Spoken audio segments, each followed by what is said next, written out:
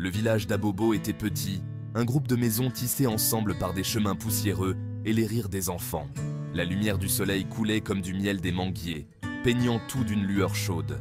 C'était un endroit où la vie se déroulait à un rythme paisible, où le temps semblait s'étirer et respirer. Au cœur de tout cela se trouvait Kwasi Marius et sa bien-aimée Grace. Kwasi était un jeune homme bâti avec la force de l'arbre Iroko, ses yeux reflétant la sagesse tranquille de ses années. Grace, son amour, possédait un sourire qui pouvait illuminer la nuit la plus sombre, son esprit aussi radieux que le soleil du matin. Ils étaient deux moitiés d'un tout, leurs vies entrelacées comme les fils d'un tissu Kante finement tissé. Leur journée se passait dans un rythme confortable, leur amour une symphonie silencieuse qui résonnait dans tout le village. Ils travaillaient côte à côte dans les champs, leur rire se mêlant au chant des oiseaux. Le soir, ils se promenaient main dans la main, leurs silhouettes se découpant sur le soleil couchant, se murmurant des mots doux que seul leur cœur pouvait comprendre. Leur amour était pur et simple, dégagé des complexités du monde extérieur. Ils s'épanouissaient dans les silences partagés, dans les regards complices, dans les promesses non dites échangées sous le ciel étoilé. Kwasi vivait pour le rire de Grace, pour la façon dont ses yeux brillaient de malice et d'amour. Grace, à son tour, trouvait du réconfort dans la force de Kwasi, dans la façon dont il la tenait avec une tendresse qui la faisait se sentir en sécurité et chérie.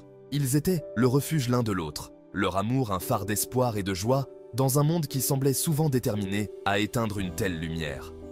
Ils rêvaient d'un avenir ensemble, un avenir rempli des rires des enfants et de la chaleur des moments partagés. Ils parlaient de construire une maison près de la rivière, un endroit où leur amour pourrait prendre racine et grandir, nourri par la terre fertile et les bénédictions de leurs ancêtres. Puis, une ombre s'est abattue sur Abobo. Une maladie, silencieuse et rapide, a commencé à se répandre dans le village comme un vent mauvais. Cela a commencé par une toux, une fièvre qui brûlait comme le feu, leur volant la force de leurs membres et la lumière de leurs yeux. La peur s'est emparée du cœur des villageois, leur rire remplacé par des murmures d'inquiétude et de désespoir. Un par un, les villageois ont succombé à la maladie.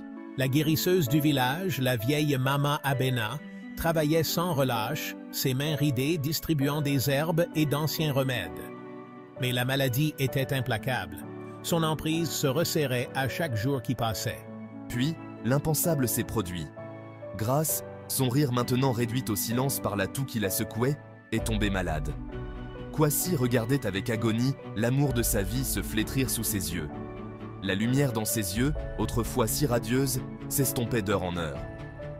Le désespoir menaçait de le consumer, mais Kwasi, le cœur nourri par l'amour et une détermination féroce, refusait de se laisser abattre. Il a fait le vœu solennel de sauver Grace, de remuer ciel et terre s'il le fallait. Il a cherché la sagesse de Mama Abena. La vieille guérisseuse, le visage marqué par l'inquiétude, parla d'une plante rare qui poussait au cœur de la forêt interdite. Une plante dont la rumeur disait qu'elle possédait des pouvoirs de guérison miraculeux. Le voyage était semé d'embûches. La légende parlait de bêtes sauvages et d'esprits malveillants qui gardèrent la forêt. Mais Kwasi, poussé par l'amour pour Grace, était déterminé. Armé seulement d'une machette et de la croyance inébranlable dans son cœur, il s'est lancé dans l'inconnu. Il a voyagé pendant des jours, luttant contre la fatigue et la peur, sa détermination se renforçant à chaque pas qu'il faisait, loin de sa bien-aimée. La forêt le mettait à l'épreuve, lui lançait des obstacles sur son chemin, des ravins dangereux, des pluies torrentielles et les grognements effrayants de créatures invisibles. Mais Kwasi persévérait, son amour pour Grace comme un phare le guidant à travers les ténèbres.